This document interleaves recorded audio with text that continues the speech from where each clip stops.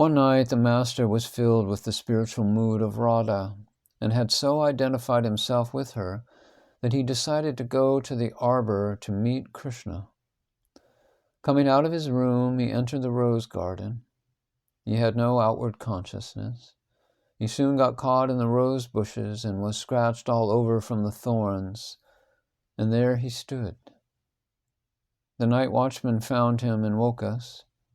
At once I went to the temple manager and brought him there. Many others, awakened by the noise, crowded around. The mother also came there and burst into tears. This was the first time that she was seen in public. When the master was carried to his room, he said, "I am going to the arbor. Why are you troubling me? Let me go." After this, the mother and I began to sleep in his room.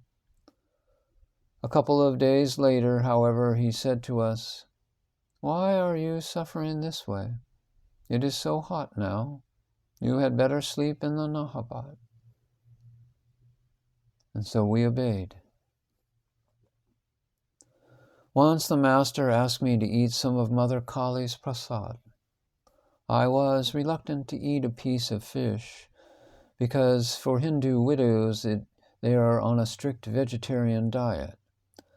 But the master insisted, knowing that Lakshmi was the goddess Shitala. And he said to me, "It is prasad. Don't hesitate. Eat. If you don't listen to me, when will you have to be born again? And you do not want to be born again. You may get an ugly, fat husband who will force you to lead a worldly life against your will." "Well," I said, "I certainly don't want to be involved in Maya again. Perhaps it is better to eat this non-vegetarian prasad." What love the master had for the devotees. Once Balaram Babu came to Dakshineswar by boat with his wife and children. They visited with the master for a while, and they all left for Calcutta in the afternoon. The master himself went to the Shatni Ghat to see them off. Smiling at them, he said, "Come again." Their boat pulled out into the river, and the master stood there watching until they had gone quite a distance. In the meantime, a storm began to blow, and the sky quickly became dark with clouds. I noticed that the master was quite worried. He started pacing back and forth like a restless boy, his anxiety increasing as he watched the progress of the violently rocking boat. Impatiently, he was asking everyone, "What will happen? Will Balaram and his family survive this storm? Alas, what will happen? People will say that Balaram went to see that worthless, unfortunate holy man in Dakshineswar and lost his life coming back. Tell me, what will happen?" Gradually, the boat disappeared from sight. The master returned to his room, his face gloomy, his mind very much disturbed, and he resumed his restless pacing, lamenting, "Mother, will you tarnish my face? Won't you hear my prayer? Mother, what will happen?" Seeing the master's state of mind, Yogin, one of the young devotees, without saying anything, set out for Calcutta in the midst of the storm to get news of Balaram Babu. He took a shared carriage from Alambazar, and within a few hours he was back, and by then night had fallen, and was able to report to the master that Balaram Babu and his family had arrived home safely. Yogin said to him, "It is by your grace that they had no mishap on the river and reached home safely.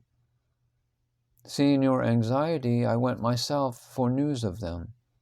They said the boat was rolling heavily in the storm and at one point almost overturned, but it somehow regained its balance.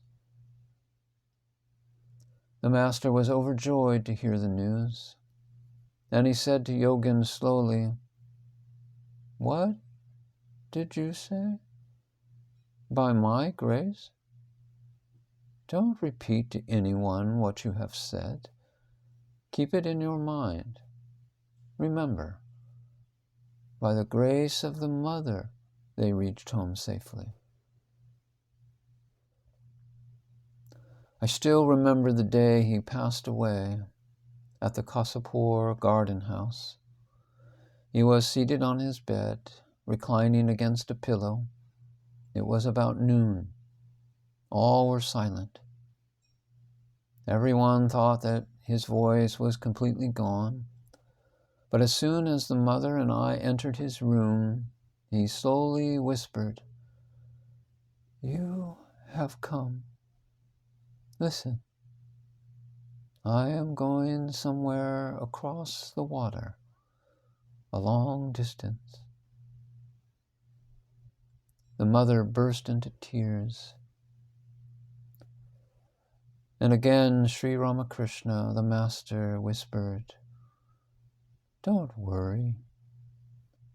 They," and then pointing with his fingers to the disciples, "will look after you, just as they are taking care of me. Keep watch over Lakshmi. She will be your companion." Even now I remember his face on that last day, seated on his bed, merged in samadhi, with tears rolling down his cheeks.